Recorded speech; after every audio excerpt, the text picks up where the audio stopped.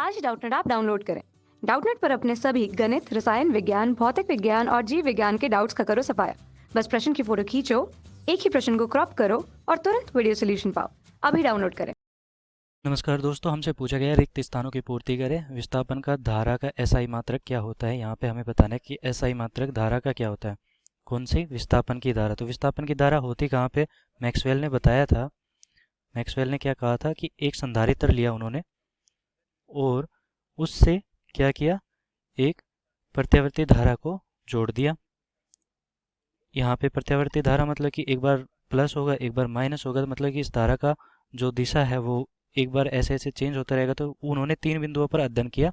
3 बिंदुओं पर कैसे कि एक बिंदु ए है, एक बिंदु बी है, एक बिंदु सी है। तो उन्होंने पाया क्या कि ए बिंदु पर तो ठीक है, धारा यहाँ पे बह रही है, तो इसके चारों ओर विद्युत चुंबकीय क्षेत्र उत्पन्न होगा।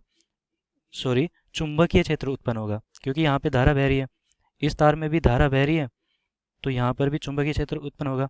लेकिन दोस्तों उन्होंने पाया कि यहाँ पर भी चुंबकीय क्षेत्र है। तो ये क्यों है?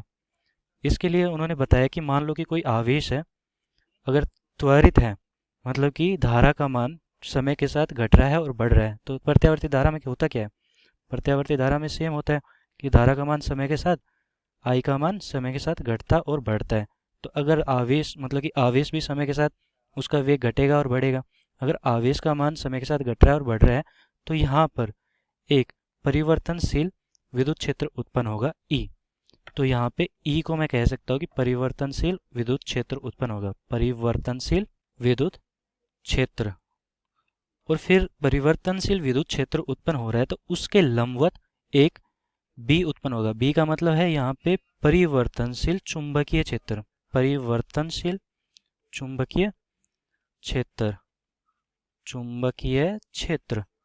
तो दोस्तों अब हुआ क्या यहाँ पे कि दोनों उत्पन्न हुए, बी और ई। तो बी भी हुआ और ई भी हुआ। उसकी वजह से यहाँ पर क्या होगा कि जो इलेक्ट्रोमैग्नेटिक वेव, मतलब कि यहाँ पे विद्युत चुंबकीय तरंगे ई और एम, विद्युत चुंबकीय तरंगों का उत्पादन हुआ, मतलब उत्पत्ति विद्युत चुंबकीय तरंगे। और जैसे जैसे इसकी आवृत्ति में परिवर्तन करते हैं, मतलब कि इसकी दोलन की आवृत्ति में, ये आवेश है और इसकी दोलन की आवृत्ति में परिवर्तन होता है, वैसे वैसे विद्युत क्षेत्र की आवृत्ति में परिवर्तन होता है। तो ये अलग अलग आवृत्ति विद्युत क्षेत्र चुंबकीय तरंगे होती है, जो कि जैसे कि हमारे पास गामा किरणें हैं, ये भी विद्युत चुंबकीय तरंगे होती है। हमारी दृश्य किरणें भी विद्युत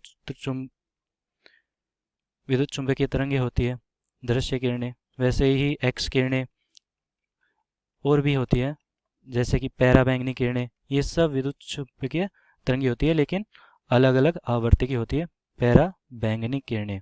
तो दोस्तों यहाँ पे विस्थापन की धारा का ऐसा ही मात्रक। तो यहाँ पे जब ये विद्युत उत्पन्न हो रहा था, विद्युत क्षेत्र उत्पन्न हो रहा था, तो यहाँ पे जब विद्युत क्षेत्र में परिवर्तन हो रहा है, तो मैं इसे ऐसे लिख सकता हूँ कि फ्लक्स में, विद्युत क्षेत्र के फ्लक्स में परिवर्तन होगा। और ये समय के साथ परिवर्तन हो रहा था। इन्होंने ही कहा था कि ये समानुपाती होता है किसके? आई डी, मतलब कि विस्थापन धारा के समानुपाती होता है। इसमें तो ठीक है, धारा बह रही है क्योंकि यहाँ पे आवेश का आदान प्रदान हो रहा है, आवेश बह रहा है इसलिए। लेकिन यहाँ पे क्यों बह रहा है कि ये कणों के कारण यहाँ पे आई डी उत्पन्न होता है। आई डी मतलब विस्थापन धारा उत्पन्न होती है। और ये ही कहा था मैक्सवेल ने कि विस्थापन धारा उत्पन्न होती है। तो उन्होंने क्या किया, ये विस्थापन धारा हमने निकाल लिया। और ये अगर हम बराबर करना चाहे तो आई डी बराबर कैसे लिख सकते हैं? Epsilon D five by D T. और इसका मात्रक ऐसा ही मात्रक क्या होता है दोस्तों? ऐसा ही मात्रक मतलब कि यहाँ पे धारा ही तो है ये, तो धारा है, तो धारा का ऐसा ही मात्रक क्या होता है? धारा का ऐसा ही मात्रक होता है एम्पियर। यहाँ पे एम्पियर होता है। और विस्थापन धारा केवल यहाँ पे विस्थापन धारा मतलब कि विद्युत क्षेत्र में उत्पन्न फ्लक्स के कारण, जो टाइम के साथ विद्युत क्षेत्र परिवर्तित हो रहा है, उसके कारण विस्थापन धारा उत्पन्न हो रही है। तो ये भी तो धारा ही है, तो यहाँ पे धारा एम्पियर में ही होगा और उसका ऐसा ही मात्रक भी एम्पियर ही होगा। तो विस्थापन धारा, ये इसको मैं ऐसे लिख सकता हूँ, विस्थापन धारा का मात्रक क्या हुआ? विस्थापन धारा का मात्रक हुआ एम्पियर। तो दोस्तों हमारा उत्तर ये हो जाएगा एम्पियर। धन्यवाद। कक्षा 6 से 12वीं से लेकर नीट, IIT, JEE वो एडवांस के लेवल तक 1 करोड़ से ज्यादा छात्रों का भरोसा। आज ही डाउनलोड करें डाउटनेट ऐप या व्हाट्सएप करें अपने सारे डाउट्स 8400 400 400 पर।